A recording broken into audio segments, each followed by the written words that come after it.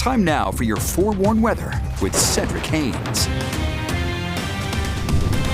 All right, of course, the big talker, the Willard Peak fire. You probably noticed it yesterday across northern Utah, specifically in North Ogden, obviously, where we were dealing with the flames and dealing with the thick plumes of smoke and the evacuations and everything that came along with that. In fact, the winds got so strong yesterday, they actually had to ground some of the aircraft that were actually helping to fight the flames out there just because of the gusty winds. Those same gusty winds helped to blow some of that smoke and haze off across portions of the rest of northern Utah, including over the valley areas where you can see we were kind of shrouded in with some of that smoke and haze yesterday afternoon. So not the best air quality, not the best visibility as well.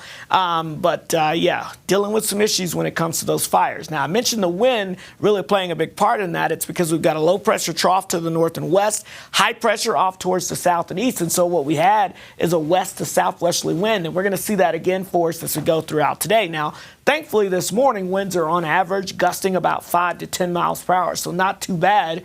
But as we get towards the middle of the day and into the afternoon hours, I do expect these winds to gust a lot higher than that. So that's something we're going to be watching out for, and that will lead to, once again, an increased fire threat. In fact, all of the state pretty much under an elevated risk for seeing some of these wildfires going and causing problems here across the area today if some sparks get going. But now we're going to add in the potential of some of what we call those dry thunderstorms. So we'll see some lightning, we'll see some outflow winds from those storms, and that could lead to helping increase the fire threat even more across northern portions of the state and over in the southwest Wyoming. So we've got a critical fire threat showing up for this area.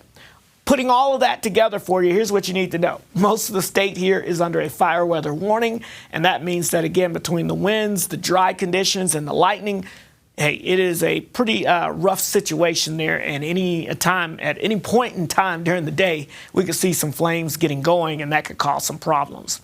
Hey, let's talk about the dry streak. We could use some moisture, folks. Salt Lake City almost approaching 40 days now without precipitation, 22 days in Provo, 38 days in Tooele, 39 in Logan, Cedar City, and St. George, remember, picked up some shower activity about a month ago, so that was good news for them. Today, because that high pressure shifts a little farther east, we may be able to tap into some of that monsoon moisture, so we're going to keep our fingers crossed for that. By lunchtime, we can see a couple of isolated downpours developing into the mountains. That'll continue into the early afternoon hours. Then in the evening hours, we may see some of that activity actually try to make its way into some of the valley areas as well. Again, it's going to be isolated in nature, so we're not talking about widespread rain, but there could be some scattered showers and downpours, but also some lightning and gusty winds without any rain, and that could be a problem. We'll see more moisture increasing from the south as we go into your Friday morning, and that'll drift north Friday afternoon, so that'll give us another chance and another round of some isolated to scattered showers and storms. But notice a little more concentration across southern portions of the state where we could have some isolated flash flooding, and then going into Saturday, we'll kind of do it again with another chance of those isolated storms. But as I mentioned, Friday, we're going to really focus in on south central Utah, some of our recreation areas where we could have a little bit, at least a marginal risk of seeing some of that flash flooding out there. St. George, 104 for your high today with those isolated storms, about 100 on Friday. We may dip down below 100 as we head into the weekend. Enjoy it. We're back up into the triple digits heading into next week. As we look at the Wasatch Front, we've got temperatures going from the upper 90s down into the low 90s heading into the weekend with those isolated to scattered storms chances in the afternoon hours. And then heading into next week, we dry it back out as we get back into the upper 90s for your highs.